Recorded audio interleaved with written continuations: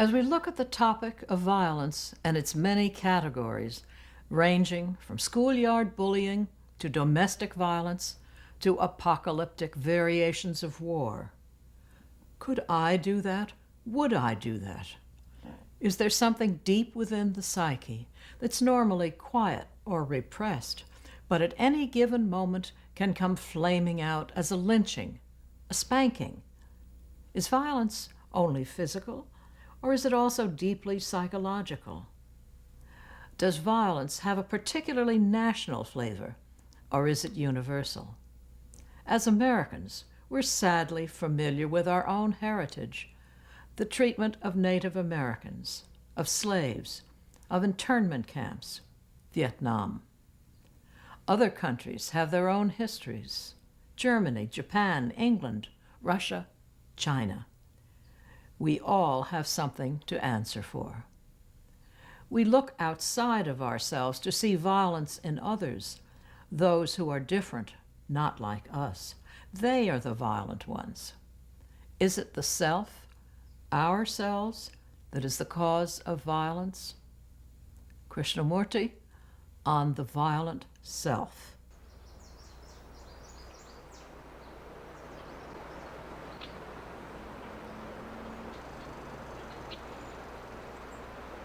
Violence must exist as long as there is division outwardly and inwardly. Conflict is the very nature of violence. Look at it as though it was not separate from you. Greed is not separate from you. Suffering is not separate from you. Anxiety, loneliness, depression, all that is you. But our tradition, our education has said you are separate from that. Right? So, where there is separation, where there is duality, there must be conflict. Like the Jew, Arab, I'm taking that, probably you'll understand that better, between the conflict of two great powers, division and so on. So, it's you are that. You are not separate from that. The observer who says, I am violent, that observer is violence. Right? So, the observer is the observed. The thinker is the thought. Be with the thing as is, which means you bring to it all your attention to it. Right? By analyzing, examining, that's all waste of energy. Whereas if you give your total attention, which is give all your energy to the feeling, then that feeling has total ending.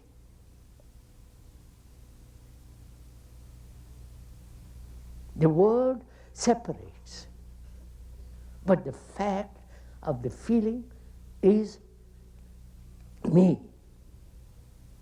Me is my nose, my eyes, my face, my name, my character, that's me. I'm not separate from all that. Therefore, you have fundamentally erased the cause of conflict. When you are that, therefore I remain with it. And when you remain with it, hold it, you are off that, that gives you tremendous energy. And that energy dissipates, ends that violence completely.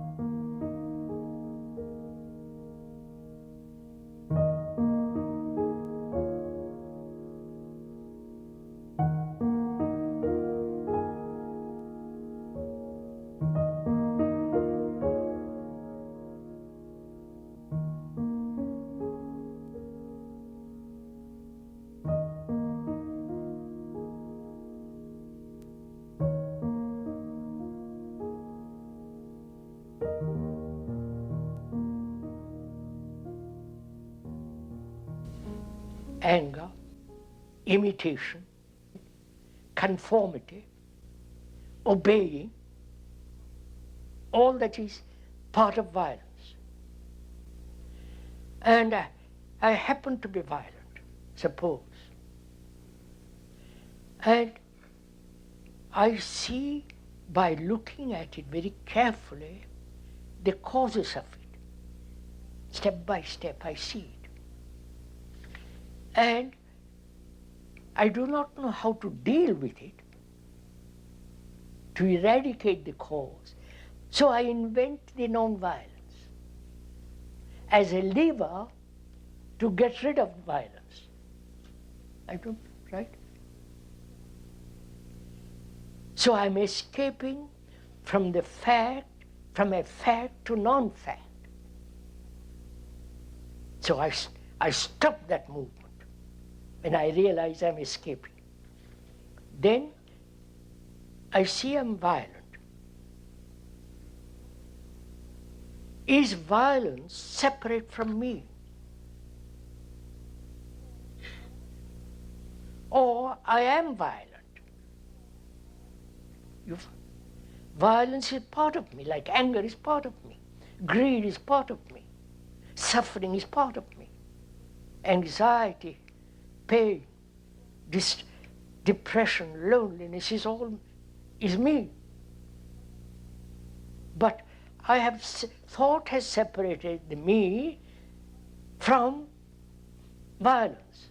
I don't know if you realize. So I'm always acting on violence,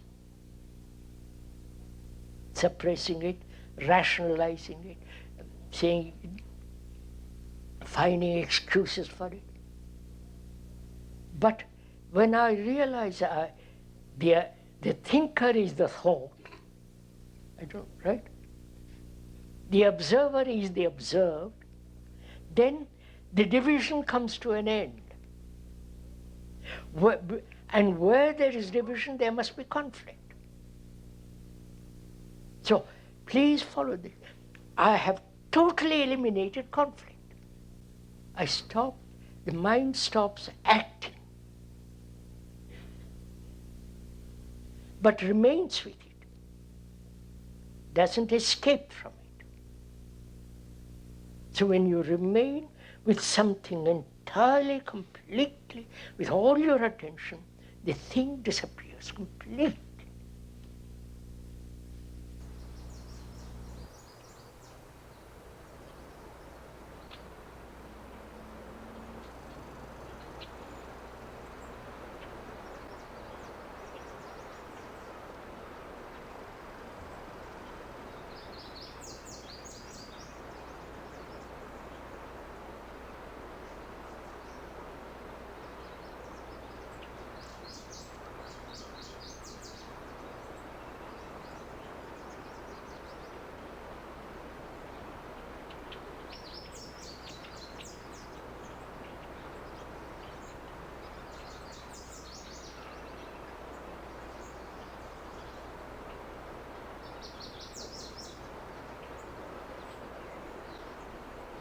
The freedom from authority implies the freedom from fear. Right. And the freedom from fear implies the cessation of every form of violence. If we stop violence, then our fear recedes? No, sir. It's not a question of recession, of fear. Let's put it around the other way, sir. Man is violent. Linguistically, psychologically, in daily life he is violent, which ultimately leads to war. There's a lot of it around. And man has accepted war as the way of life. Whether in the office, whether at home, or in the playing field, or anywhere, war he has accepted as the way of life, which is the very essence of violence. Yes. Now, and aggression and all that's involved. So, as long as man accepts violence, lives a way of life which is violent, he perpetuates fear, and therefore violence, and also accepts authority. So these three are a kind of vicious circle, each playing into the other. All and right. the churches say, live peaceful, be kind, and love your neighbor, which is all sheer nonsense. We can't go beyond it unless one is free from it. Not intellectually or theoretically, but actually be free from every form of authority. Not the authority of the expert, but the feeling of dependence on authority. All right. All right. I think that. Then, is it possible for a human being to be free completely of fear? Not only at the superficial level of one's consciousness, but also at the deeper level, what's called the unconscious. Otherwise, you're bound to accept authority of anybody.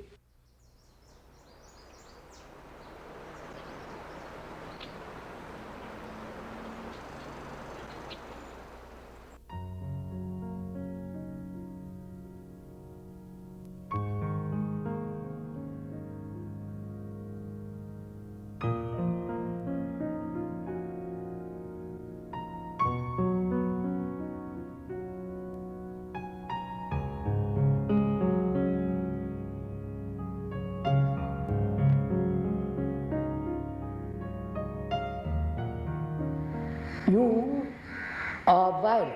Violent is not separate from you. Is it a fact that there is an observer different from anger? Careful, don't answer. Look at it carefully. Anger is me. I'm not different from anger. Right? Violence is me. Non-violence is not me. Right? That's just an idea. The fact is I'm violent. That's a fact. Non-violence is non-fact. But we pursue non-fact because we don't know how to deal with what is. Right? That is, I've invented non-violence. This country is full of that, non-violence. At least they talk about it. But the fact is they're violent. The fact has no duality. You see that. I just discovered it. You understand? The fact has no opposite.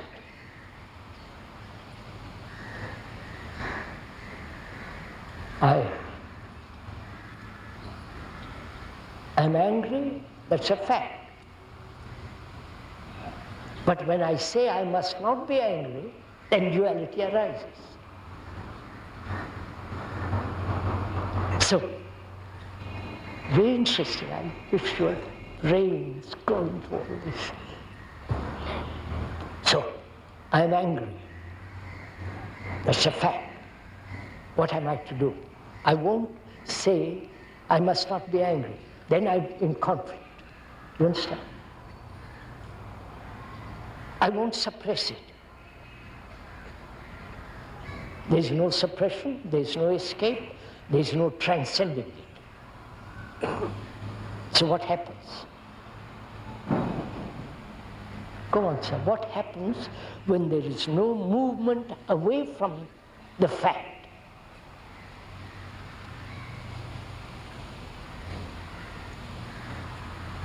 Go. It is the movement away from it creates conflict, creates duality. And volumes have been written by clever Indians about duality. The speaker said there is no duality right from the beginning, because there is only the fact. But when I want to get over the fact, then I create duality. Right, sir? See, then what takes place? How to remain with the fact. Means not move away from the fact.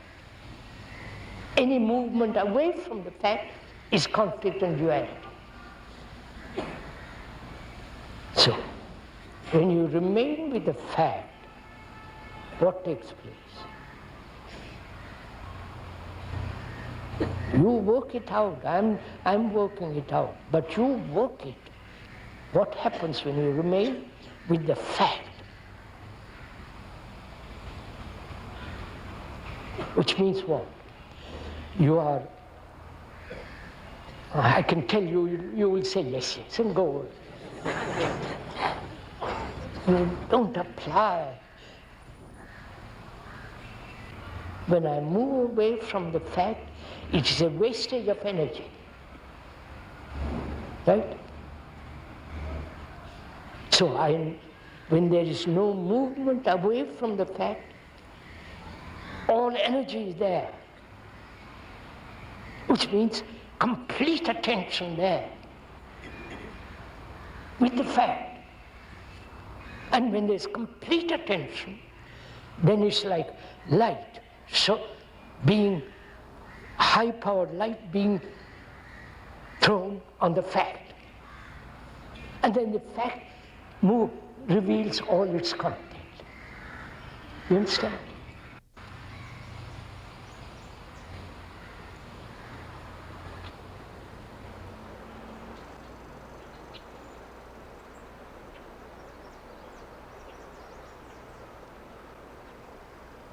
Physical violence, killing each other, hurting each other, physically, by word,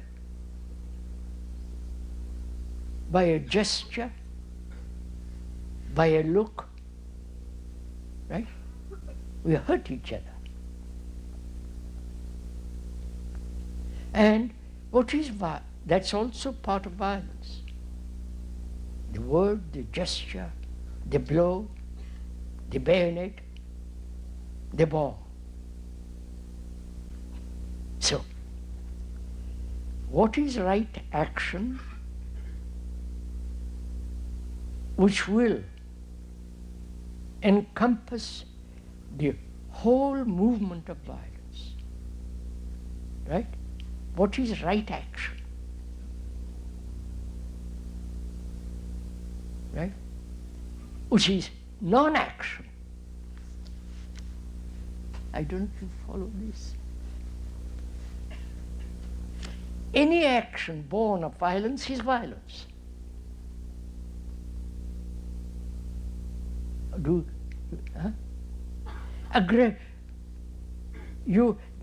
One country is aggressive, and you respond with aggressiveness to that country. This is what's happened. And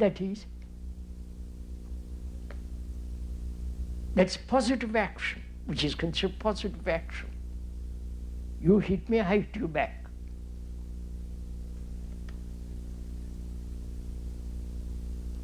But seeing the whole nature of violence, observing it closely, there is only a state which is non-action. I wonder if you understand this. What is considered positive action with regard to violence in the ordinary accepted traditional sense is to retaliate. Right? This has been our tradition. We own that particular piece of land miles away, and if anybody is aggressive, enters into that land, I send all my warships to it. This is what is happening all the world over. meet aggression by aggression. And that's considered positive, realistic action. And this has been the history of mankind for thousands of years.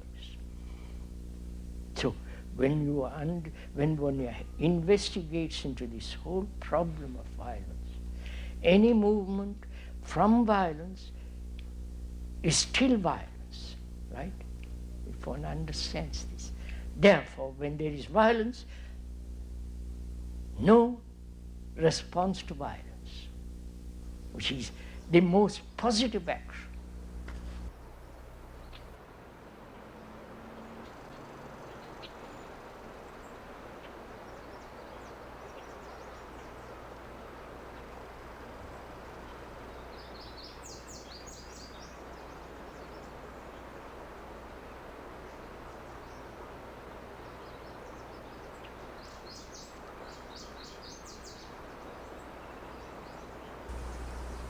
Please ask yourself, why do we choose psychologically, inwardly, say, I'll do this, I won't do that. This is right, that's wrong. I'm violent, but I must become non-violent. I have pride, but I've become humble. You understand? This inward choice going on all the time. I haven't understood the nature of violence, but I want to escape from that. Therefore, I create the ideal. So, after creating something which is not, then there is conflict between what is and what I think should be. This is what we are doing. So, I say to myself, before I achieve the other, which is non-violent, I must first understand what is violence. Violence is not only physical, but great deal, much more psychological. When I conform to a pattern, when I am being allowed to be programmed. Understand? When you tell me what I should do, because for the good of my soul or my psyche or whatever it is, and you become the authority. So when I accept authority, there is violence. You understand? I'm confused. I'm disturbed. I want certainty. And you come along, the guru, the priest, the psychologist, the others, and they become the authority. I have created them out of my confusion, my disorder. So I realize, as long as there is an authority subjectively, either the experience which I've had, the memory of that experience which becomes the authority, follow all this, or the authority of somebody who says, I know, I will tell you all about it. The nasty, ugly gurus do all this, coining money. They are one of the most rich people in the world. Your evangelists, the churches, the tremendous organizations. They say, have faith, believe, accept. And I am so frightened, I say, and gullible, I accept it. So I am creating out of my disorder authority. So, one of the causes of conflict disorder is psychological acceptance of authority. That means, can one live without a single ideal, single authority, so that one lives in great order now, not tomorrow?